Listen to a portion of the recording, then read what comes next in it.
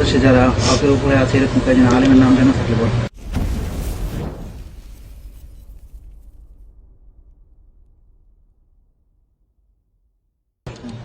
বাংলাদেশে হকের উপর আছে এইরকম কয়েকজন আলেমের নাম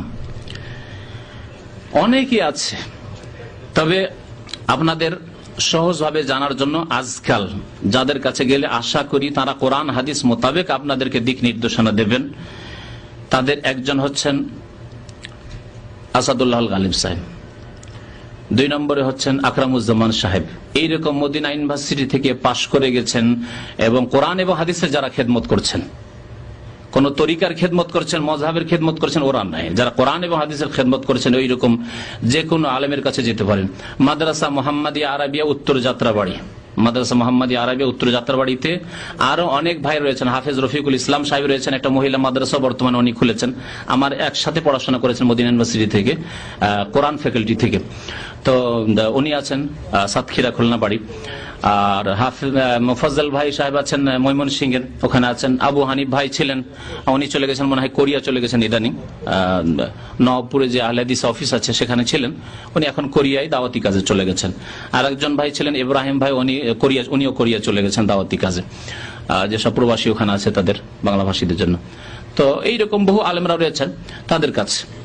এছাড়াও অনেক আলেমরা রয়েছেন। আর বাকি আলেমরা যারা রয়েছেন তাদের কথায় কিছু সামান্য ভেজালও আছে, কারো সামান্য আছে, কারো বেশি ভেজাল আছে। সুতরাং তারা যে যতটুকু হক বলছেন হক কথাটি কবুল করেন, আর বাকি যেগুলি ভুল সেগুলিকে ভুল বলে জানেন এবং সেগুলিকে ছেড়ে দেন। অনেক যাদের নাম হয়তো নিলাম না, তারা আপনাদের কাছে বেশি পরিচিত। যাদের নাম নিলাম না তারা অনেকে আপনাদের কাছে বেশি পরিচিত, কিন্তু তাদের কথাবার্তায় কিছু ভুল ত্রুটি আছে, সেই জন্যই তাদের নাম নিলাম না। যাদের নাম নিলাম তাদেরও ভুল হইতে পারে, কিন্তু তারা চেষ্টা করেন সবসময় কোরআন এবং হাদিসের আলোকে ফতোয়া দেওয়ার, বক্তব্য করার। বাকিরা অনেক সময় রাজনৈতিক স্বার্থে অথবা তাদের জামাতের স্বার্থে, তাদের দলীয় স্বার্থে, পার্থিব কোনো উদ্দেশ্য অথবা এইরকম বিভিন্ন কারণ রয়েছে, যার ফলে অনেক সময় সত্যকে এড়িয়ে যাওয়া বা সত্যকে না জানে থাকা, এটাও কারণ হইতে পারে। অনেক সময় সত্য, অনেক সময় জানেন না। কারণ সহিহ জয়ীফের অনেকের কাছে তাদের কাছে পার্থক্য নেই। অনেক বক্তা আপনাদের কাছে প্রখ্যাত বক্তা, কিন্তু সহিহ জয়ীফের পার্থক্য নেই তার কাছে, কারণ ওই পড়া পড়েননি তিনি। সহিহ জয়ীফের পার্থক্য, যদিও ভাষা পটু হওয়ায়, বক্তব্য পটু হয়, আপনাদের কাছে বেশি খ্যাতি পেয়ে গেছেন। এইরকমই দল ভারী হয়তো হয়ে গেছে, অনেক জামাতের দল ভারী হয়ে গেছে, কিন্তু সেই দলগুলি বিদাতের উপর আছে। অনেক কিতাব বেশি মশহুর হয়ে গেছে, প্রত্যেক মসজিদে মসজিদে সেই কিতাব পড়া হচ্ছে, কিন্তু সেই কিতাবে ভুলে ভরা। সুতরাং সেগুলিতে ভালো কথাও আছে, কোরআন হাদিসের কথা আছে, তার মানে এই নয় যে সব কথাই খারাপ, কিন্তু শিরক বিদাতে ভরা আছে। সেই জন্য সেই কিতাবগুলির নাম বলছি না যে সেই কিতাবগুলি পড়বেন।